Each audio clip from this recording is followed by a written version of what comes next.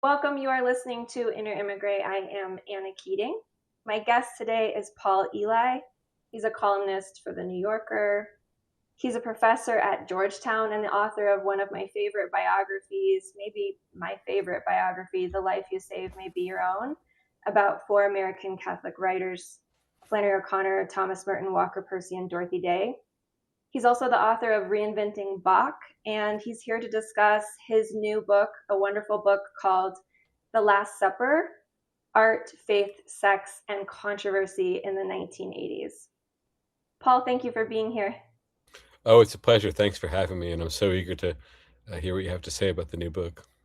I wanted to have you on because I'm a huge fan of your work. Maybe for people who don't know you, could you talk a little bit about how you grew up and how you got interested in these themes that keep coming up in all your books of art and faith?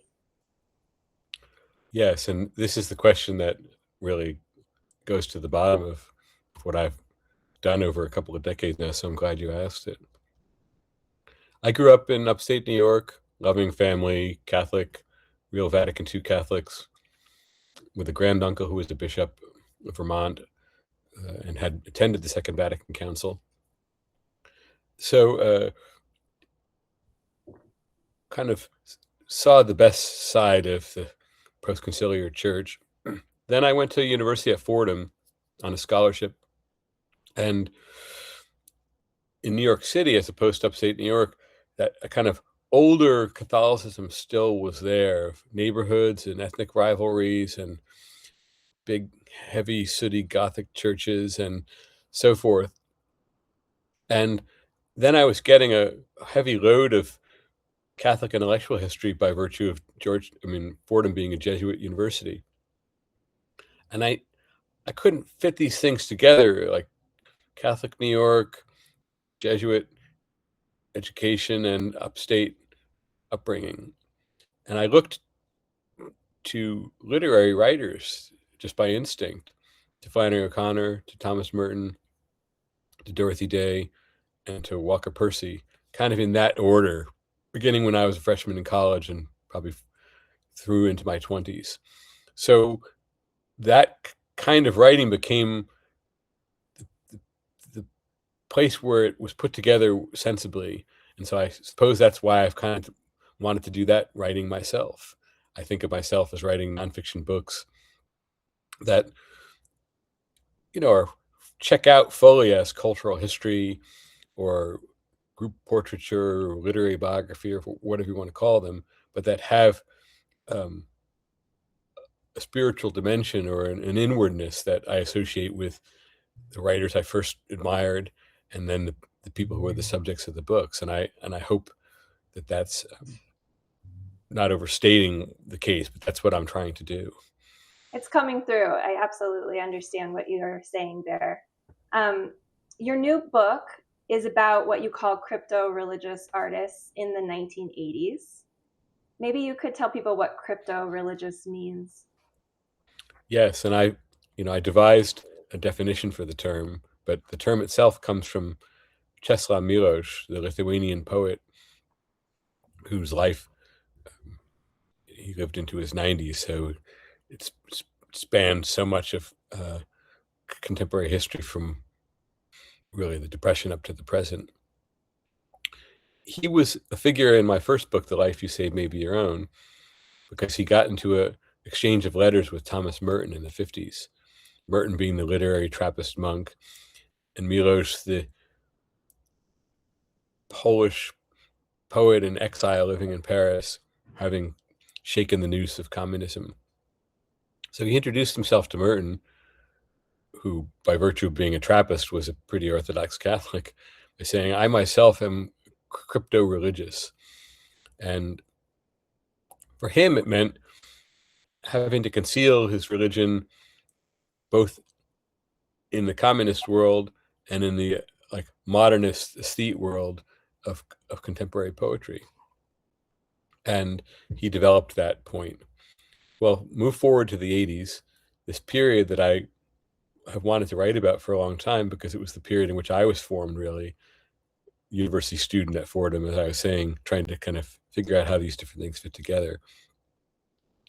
And when I looked back at my own earlier work and saw that term, I thought this is kind of the skeleton key that can enable me to um, unlock that experience. Not least because Milos was himself still active in the 80s and wrote both prose and poetry. So, what is crypto religious art? And I mean music, visual art, literature, film.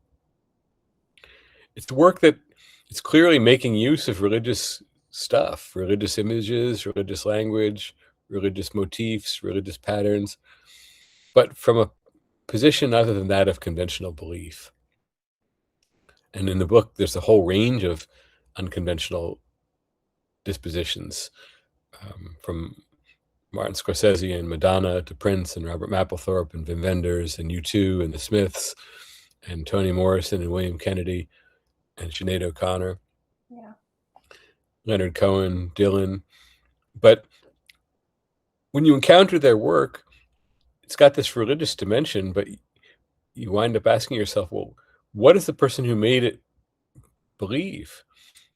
How serious is this? Is it ironic or authentic or just a kind of using the motifs just because they're beautiful? So then asking that question as you deal with the other, this work, you wind up asking yourself, well, what do I believe? What's my position in relation to all this stuff? And that dynamism, which involves, Scorsese or Madonna or Bono, but also us, is what the book is about. Yeah, it's a lovely book. I mean, because you write both as a scholar and also as a fan, and you cover a lot of figures from this period, and you sort of effectively out a lot of artists as crypto religious. Even people we wouldn't maybe think of, like Andy Warhol, whose painting or silkscreen of The Last Supper is the name of the book, The Last Supper. Which of these artists was your favorite to learn or write about? Did you have one that stood out whose journey was particularly meaningful to you? Well, it's not so much that the person stood out, but when a certain figure entered the book, it really changed. So I was working on this book. I knew what I wanted to do in a general sense, but it wasn't really going. And I couldn't figure out why. One reason was that I began the book with the spectacular memorial service for Andy Warhol that happened at St. Patrick's Cathedral, April 1st, 1987, April Fool's Day. Hmm.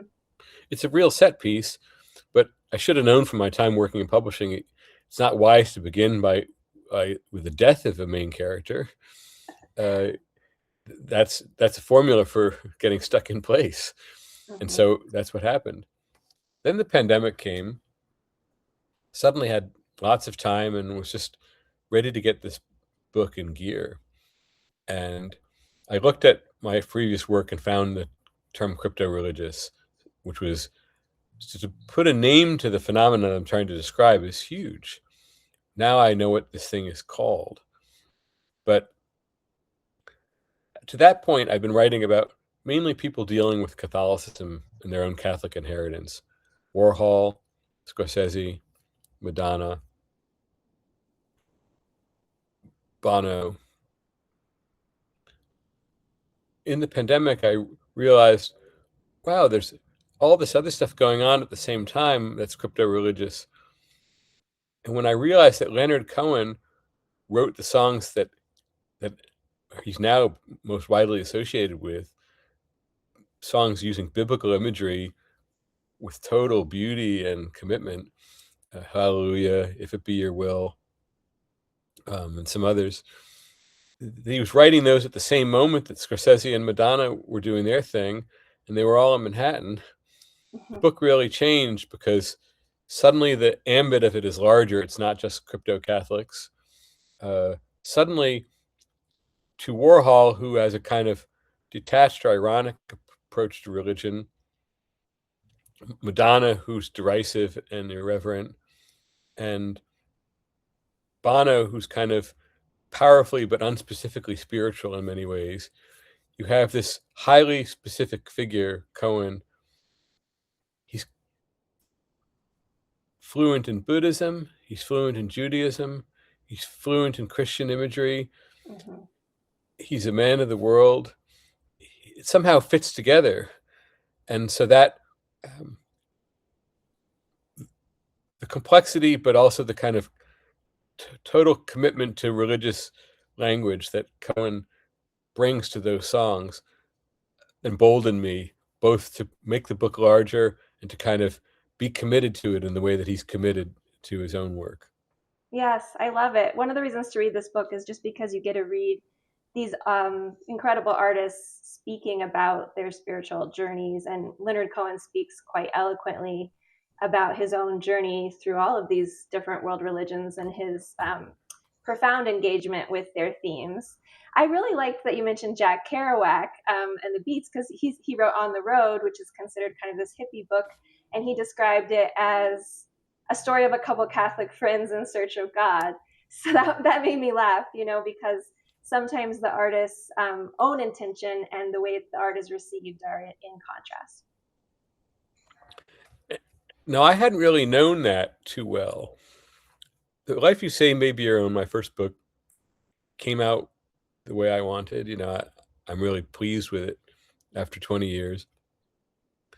I had only one regret and was not getting Kerouac into the book Mm, because he was a Catholic of that post-war period. And Flannery O'Connor had said that she was ill. If I could go anywhere, I'd like to go to California for about 5 minutes to see if what the Beats are writing about is real. yeah.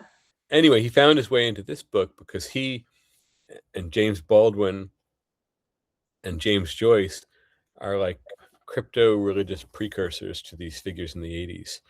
They were all dealing with a heavy religious inheritance in different ways. And Kerouac is a French-Canadian Catholic whose one of his early heroes was Joyce, and whose idea of writing without stopping, which gave rise to those teletype paper rolls that are now like a kind of scriptural version of On the Road and a couple of his other books. He would light a candle and say a prayer and basically prostrating himself before God and seeking the guidance in the work. And I had no idea about that, but it's once you know that and know what you said about the pilgrimage of On the Road being a sort of pilgrimage of a couple of Christian inclined seekers looking for God, um, and know that the term beat comes from beatific. They were seeking the beatific vision. Your whole sense of the beats changes. I know mine did. Absolutely. Or Patti Smith, a woman whose art I love, where you talk about how she saw herself as a channeler of spirits, and then she believed that spirits were real. It just changes how you perceive these people who are portrayed maybe by popular magazines like Rolling Stone in one way, but there's a lot more complexity to them as individuals, and your book goes into all of that. I wanted to ask you, so a crypto religious figure is someone who's wrestling with a religious inheritance, sometimes scandalized by the institutional church, sometimes wishing to shed that inheritance, sometimes taking those themes very seriously in a devout or devotional way. Um, but are some of these figures also crypto religious because they wouldn't be taken seriously in the art world if they were seen as people who took seriously claims of faith, or as channelers of spirits? Are they partly crypto religious because it would be detrimental to their careers to be seen as Christian or Catholic? I think there's something to that, and you're the first to ask it, so I'm really prompted by that question to go deeper. There, there was a disadvantage to being overly Christian in the artistic world, but um, it wasn't as simple as the big bad secular culture hates religion. There's some of that, but also religious institutions weren't comporting themselves particularly well in that moment. You had a lot of harsh words coming out of pulpits, some of them Catholic pulpits, against gay people. You had a kind of, on the one hand, on the other hand, approach to AIDS, like it's a terrible thing that's happening to you, but on some level, it's your own fault. Uh, And so for that reason too, you could see why these crypto-religious artists wouldn't want to associate themselves too fully. A really good example of this is U2. So U2 were non-denominational kind of evangelical Christians in Dublin just when the band was starting to rise. One member didn't care at all. One member was reasonably interested. Bono was pretty passionate, and the Edge was deeply drawn to this. They kind of pulled back from that for the sake of the band during the making of the album October, their second record. Then they become big in America with War, and the story goes around that they're non-denominational or evangelical Christians. And they realize, as they're touring the US, that to be an evangelical Christian means something very different over here in the 80s than it meant in Dublin.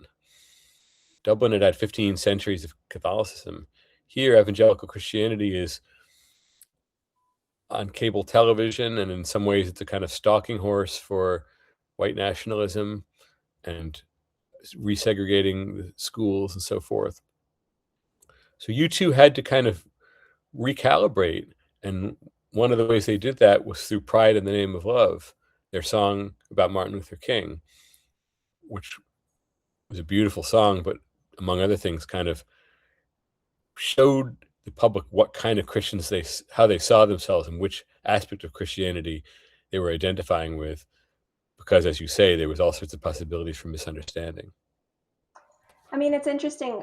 One of the most fascinating things about your book is just your description of what was happening in the 1980s, which is both very long ago and so relevant to what we're living through today, because you write about how the religious right emerged in America in the 1980s and how strange it was that Mormons and evangelicals and Catholics, who had historically hated one another because they had totally different cosmologies and totally different ideas of how one gets into heaven, for example, totally different beliefs, actually, had become these unlikely allies in the 1980s on what you call pelvic issues or in response to the AIDS crisis. And we're still living so much with that alliance today, where it's no longer Catholic versus Protestant, it's left versus right. And you have this kind of strange group of bedfellows, Mormons, evangelicals, and Catholics, who are the religious right still today in the United States of America.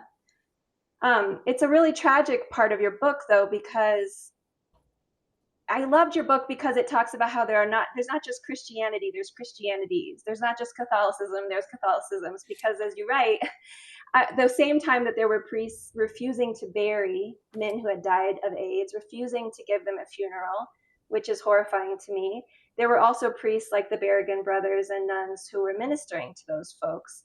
They had very different ideas of how to respond to the AIDS crisis and how to treat the suffering people of that era. It was a complicated time, and the Catholic Church is historically large and is large in the United States, so there's always a good deal of variety in it. But one of the things that was going on in that moment was that, well, let me back up a bit. Then, as now, religion seems to be like surging and declining at the same time. Yeah. How can it be? We learn about the churches are losing members, and yet it's everywhere in the headlines. Doesn't really add up.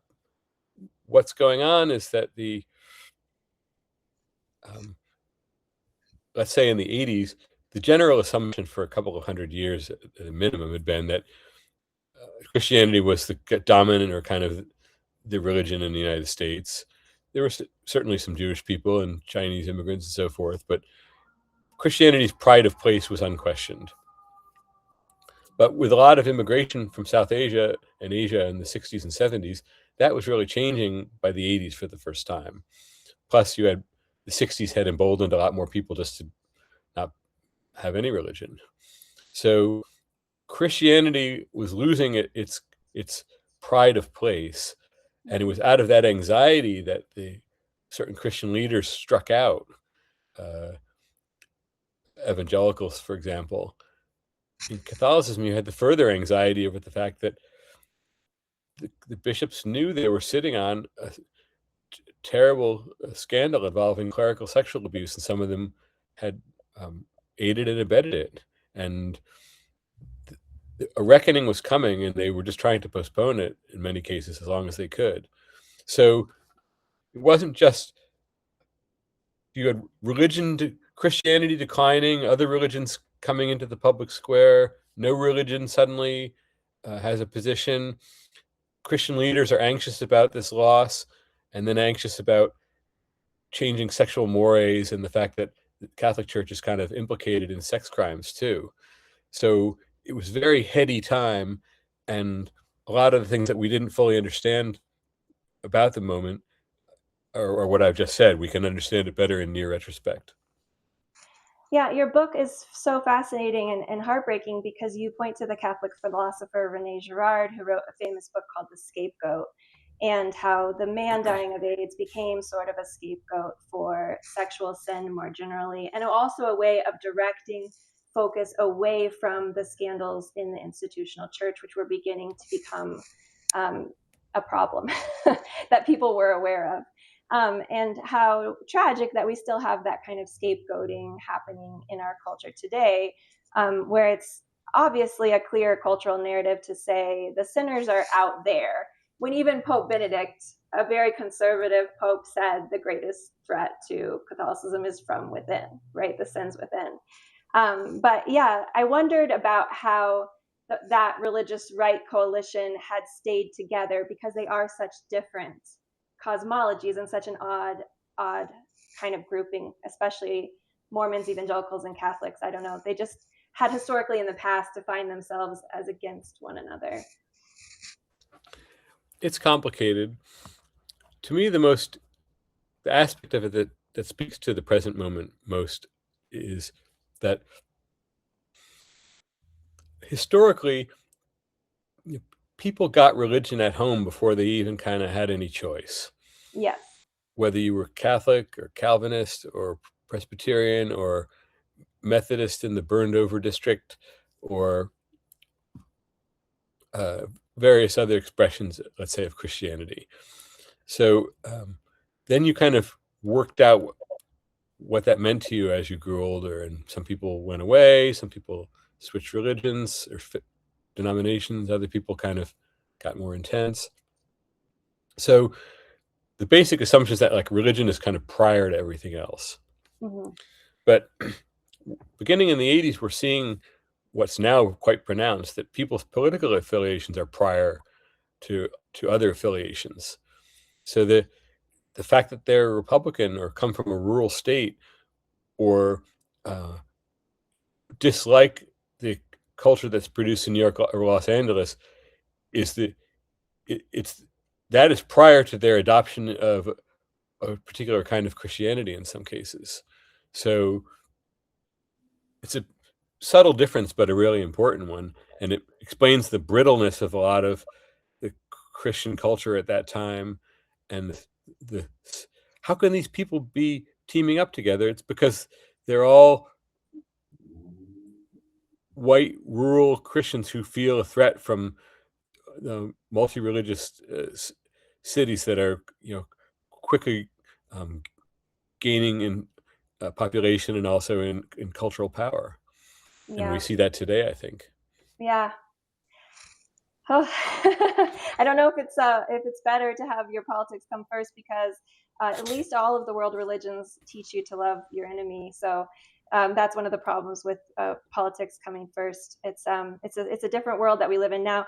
Trump was a big figure. You write about the 1980s. He was a big figure there, kind of a lifestyles of the rich and famous guy in 1980s New York. Why did you choose to leave him out of this book? Is it just that not everything has to be about Donald Trump? A whole bunch of reasons. That's one of them. The would-be autocrat wants to bend all narratives to his narrative, Yeah. and a lot of journalists want that too because it gives a phony topicality to their work. But Trump is the least religious person in New York City in the 80s, not crypto in any way, shape, form, or fashion.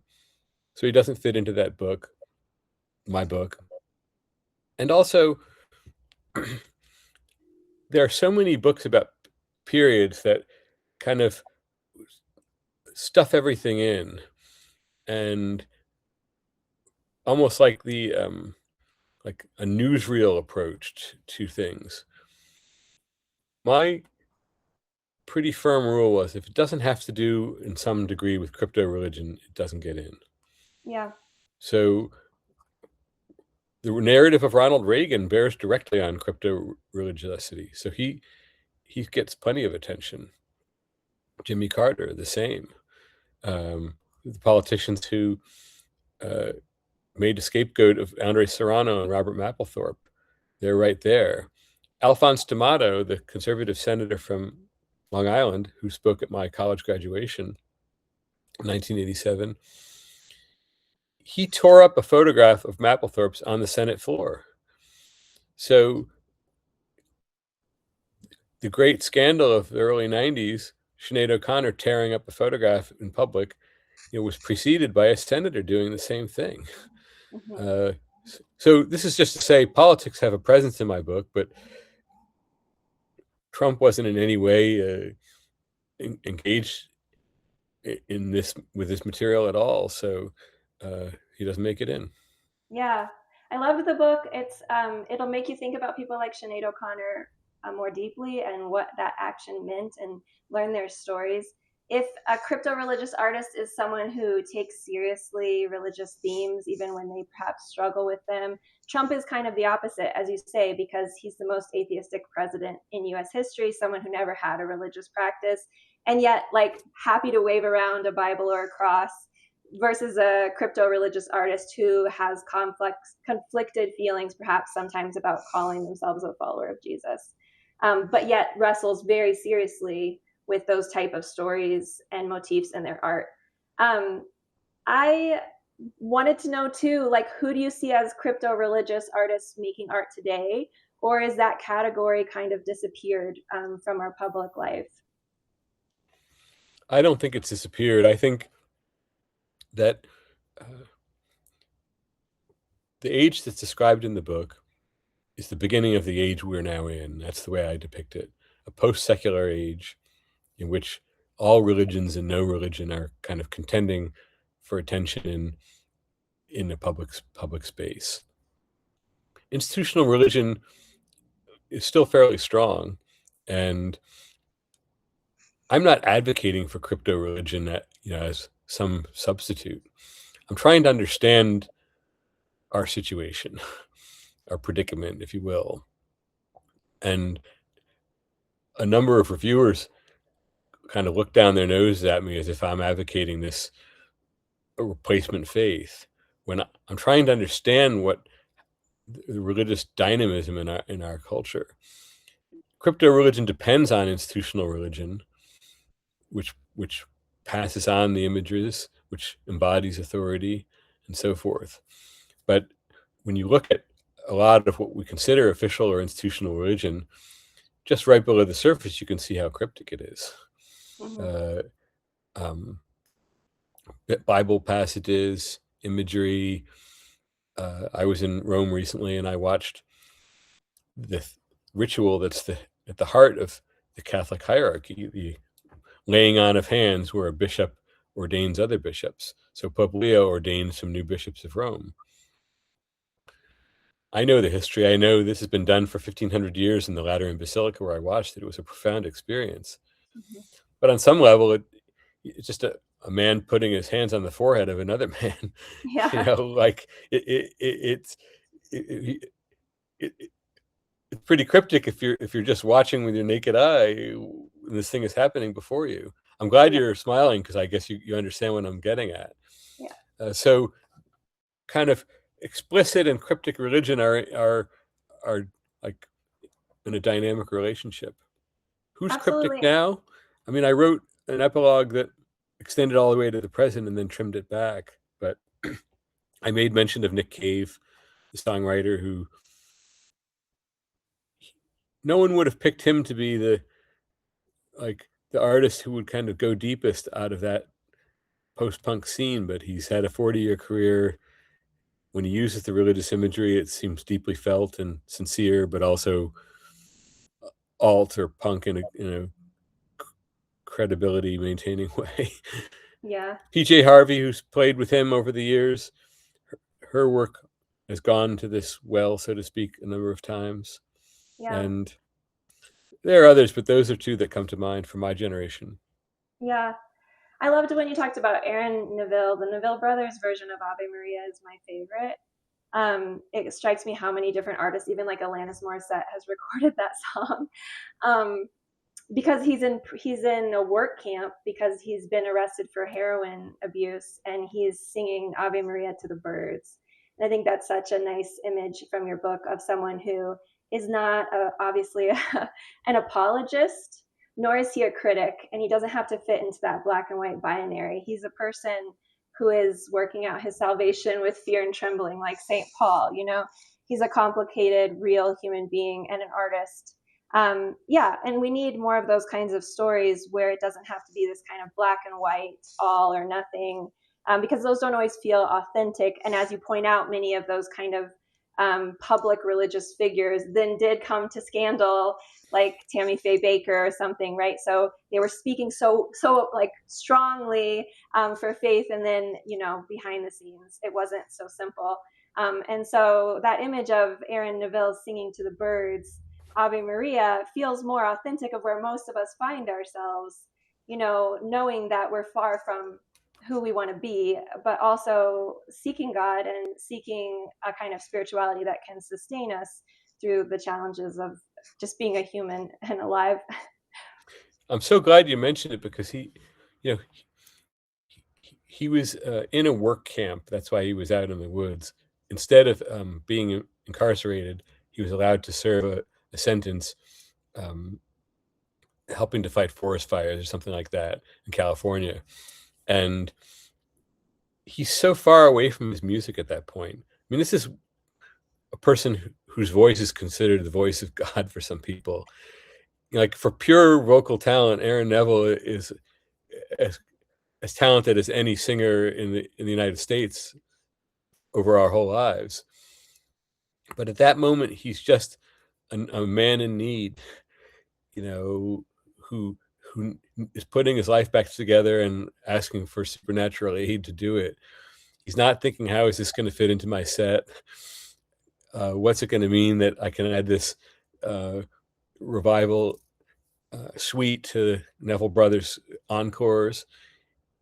He's just trying to get his shit together, Yeah. and he did it. And there was no guarantee, but then it was given back to him, multifold. He winds up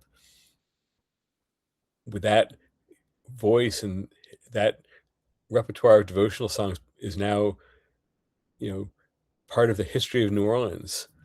That Aaron Neville went to the Stride of St. June every whatever it was and sang those songs. I mean, it so matters. Yeah, the patron saint of hopeless causes, he said he prayed to him all through trying to get off of heroin. So those are the stories I think that move people, and I'm sad for our public sphere for publishing in the arts that there aren't more stories like yours. And I thank you for writing this book because I think we need those stories, not always just the apologist or the critic, but just a human story. It kind of reminds me of that line from Walker Percy in The Moviegoer of like, is there not a single percentage point for a seeker? And and I appreciate your work for telling those stories of these people who were definitely seekers, lifelong seekers, and brilliant geniuses, as you say, one of the best vocalists of our lifetime. Well, thank you. And to me, they just they embolden me in my search. Just the fact that they want so much from life, and that they're also so humble about their own situation. Uh, that fame and wealth and talent still leave them with something left over that um, that they're still looking for. Thank you so much, Paul. Everybody, buy Paul Eli's book, The Last Supper. Read his work in the New Yorker. If you want to read someone who's smart and writing about religion and art, he's your guy. So thank you so much for your time today. I really appreciate it. Oh, I've so enjoyed this conversation. Thanks, and thanks to everybody who's tuning in. Thank you.